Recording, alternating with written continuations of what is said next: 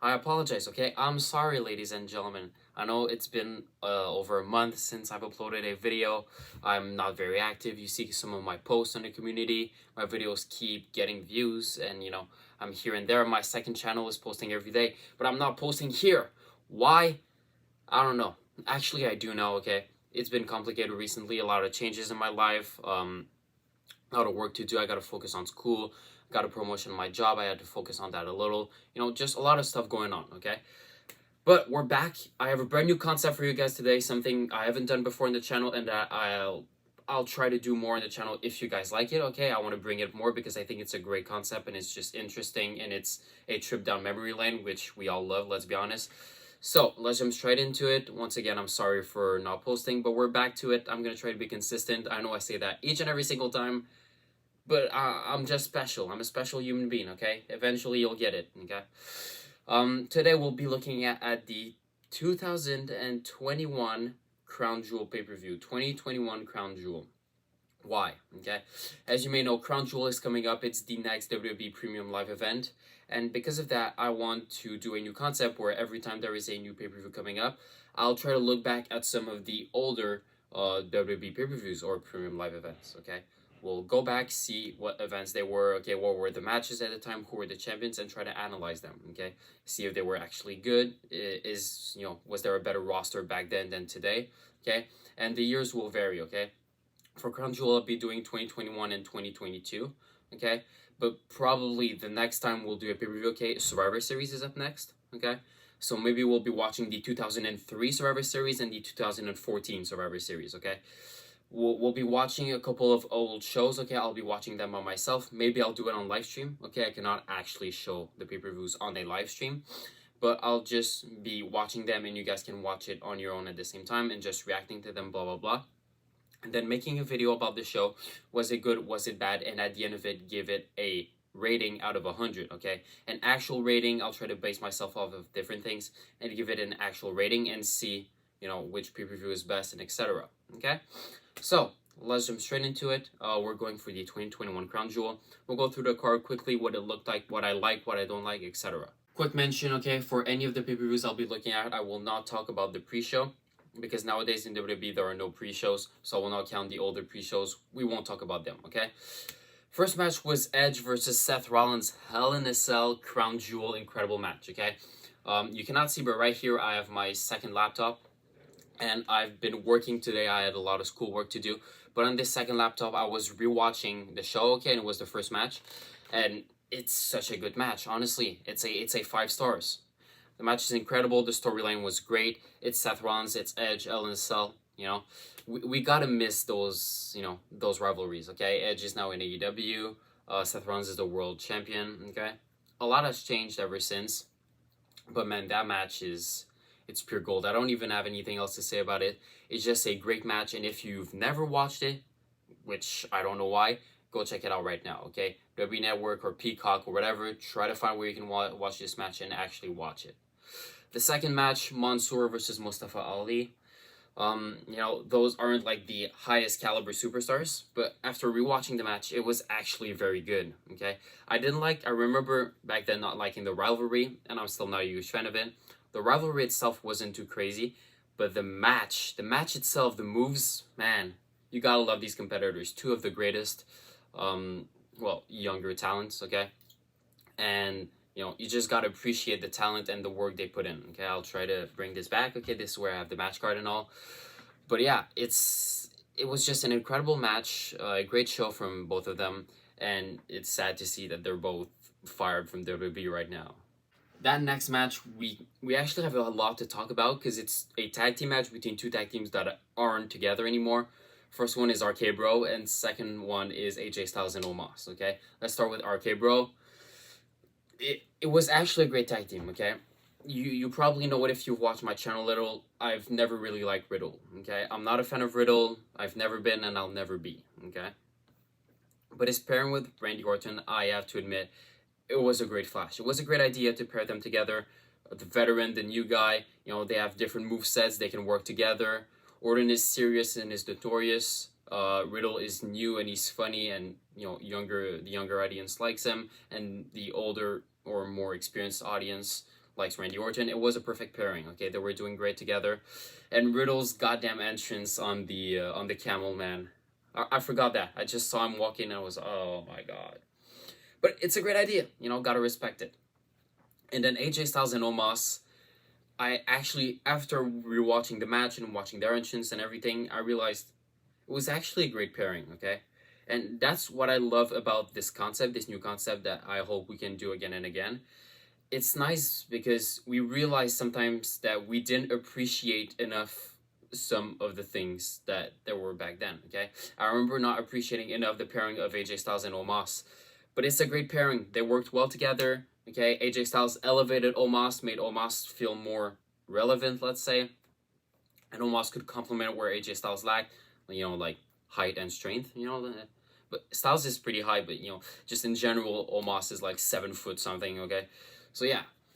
So, 2 actually great tag teams. The match itself is pretty okay. Makes me miss Randy Orton so much. And, you know, it was just, you know, this is a trip down memory lane. And it's just 2 years ago, but you realize those were good times, let's be honest. Next up, Zelina Vega versus Doudrop. I don't want to talk about that. The match is 5 minutes and 50 seconds. Like, don't waste my time with this.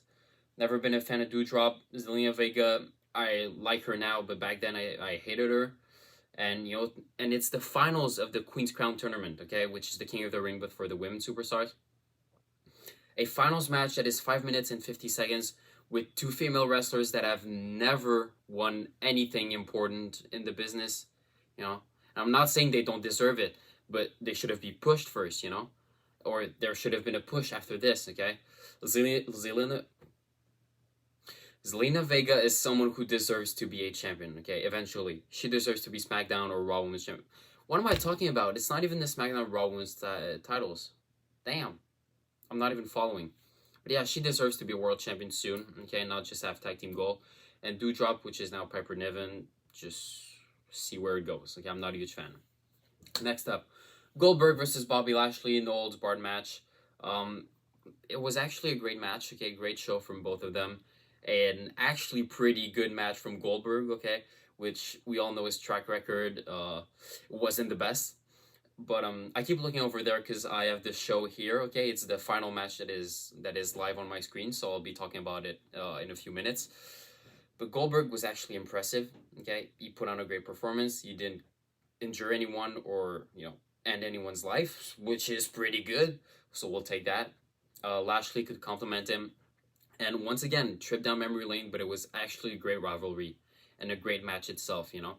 And I remember once again not appreciating it as much as I used to, which is cool. Next up, Xavier Woods versus Finn Balor, which was the finals match for the King of the Ring tournament. 9 minutes and 40 seconds, not a long match either. And those are 2 very good competitors, Woods and Balor, okay? I don't have much to say about this match. It was nice to have Xavier Woods have a show, you know, being in the finals and actually win the King of the Ring tournament. It's great to see him, and, you know, I just hope that they did more with him, that eventually he would win the Intercontinental Championship or United States Championship. At least, okay, he was deserving of it, I think. But still, great match, 2 very good competitors, and just disappointing that they didn't give them more time. Then Big E versus Drew McIntyre. That was for the WWE Championship. Once again, a trip down memory lane. But I remember I did not enjoy Big E's reign as WWE champion. Still to this day, I'm not a huge fan. I like Big E, but not that much, and I think he wasn't necessarily the best WWE champion we've ever had or anything. So it was a great match between him and Drew McIntyre, okay? But, you know, is there, you know, do you guys actually remember Big E's reign so much? No. Okay? What you guys probably remember is him winning the title and him losing the title. That's probably all you remember, unfortunately. So, you know, I just realized once again by watching this that his reign wasn't that memorable, okay? Because I remember I was watching the show here, okay? And, you know, I was working on the homework for school, so, you know, I do some back and forth, and I had been typing for like 10 minutes, okay? I turn around and I just see Drew McIntyre enter the ring, make his entrance, okay? And there's no one else in the ring. And then I'm there like for like 5 minutes, okay, and I'm like, who the heck is he facing? I was trying to figure out who was he fighting, and then eventually I was like, maybe it's for the WWE Championship, but who was WWE Champion? And then once again, another 2 minutes, I'm like, Big E. And I think it's just a sign, if I have trouble remembering who was the WWE Champion at that time, But overall, okay, I'm not here to criticize. Big E is still very good, but just, not a memorable reign, let's say. Next up, okay, second and last match, Becky Lynch versus Bianca Belair versus Sasha Banks, triple threat match for the SmackDown Women's Championship. Actually a great match, okay. Watching it back again, okay, very great match. I miss Sasha Banks, okay, that is the biggest thing I got out of this match. I miss Sasha Banks in WWE. That match was good. It's 3 of the best female superstars. Back then, there were the top 3. Okay, now, Belair is out, maybe an injury. I don't even know why she's not here right now. Also just a deserved break. And Sasha Banks is in New Japan, okay? But that match was very good, And I don't have much else to say, honestly. A 20-minute match is the second longest match of the whole show, okay, after Seth Rollins versus Edge, which is understandable. But a great match, 3 incredible female superstars, and you understand why, they've always been in the main event picture, because they delivered a great match in front of the Saudi crowd. Now, main event time, ladies and gentlemen. Roman Reigns versus Brock Lesnar for the Universal Championship, okay? I have it right here, right now. Roman Reigns is on the stage celebrating with the Usos and Paul Heyman with the Universal Championship. Pure domination. That match was actually good, okay? For a main event match and Roman Reigns match, it only being, 12 minutes and 20 seconds is kind of disappointing. But the match itself was actually great. And it's, in my opinion, one of the better Roman Reigns versus Brock Lesnar matches, because it was a match where, both men could have won, in my opinion, okay? I remember looking back at it and seeing the whole rivalry, and, you realize Brock Lesnar had just come back, okay, at SummerSlam, and there was the whole question, where does Paul Heyman allegiances lie, where does it lie, is he with Roman Reigns, or, is he coming back with Brock Lesnar that he's been with for, like, the past 10, 20 years?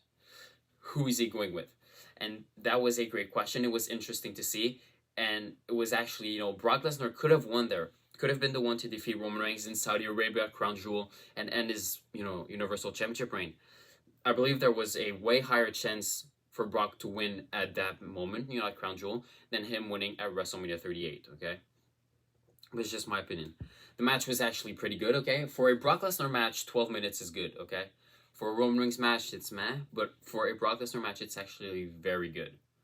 The whole thing, okay, I remember, that's why I kept looking over there, because that spot was just so good. Paul Heyman throws the Universal Championship in the ring to Roman Reigns, but he throws it just perfectly in the middle between him and Lesnar. Lesnar grabs it first, hits Roman Reigns with it, and then the Usos come in and interfere, and Roman Reigns is able to win. But the storytelling just in that match, okay, it's an art, okay? Just WWE being able to keep everybody on the tip of their toes, okay? Look at the match and being like, okay, Paul is with Roman. No, he's with Brock. He just gave him the title. No, he's with Roman, And just constantly you're thinking back and you're like, who is he with? And you're asking yourself the question. And that's why you're interested in this match, okay? And that's what is great about WWE. Sometimes they can just make you be interested in a match while you're not even interested in either of the competitors or the title or whatever. You're interested in something else. And in that match, one of the main focuses was Paul Heyman. And I think that's why a lot of people watch a match and were so invested in it. And that's just great. Okay. I put my hand there like 2 minutes ago and I put it back because I wanted to see it again. It was a great match. It was very nice to see 2 very good superstars and just a very good show overall. Okay. I'm going to recount everything, look at everything again. Okay. I'll come back to you guys with the final score out of 100. Okay. For the show. So just give me a couple minutes and I'll be back,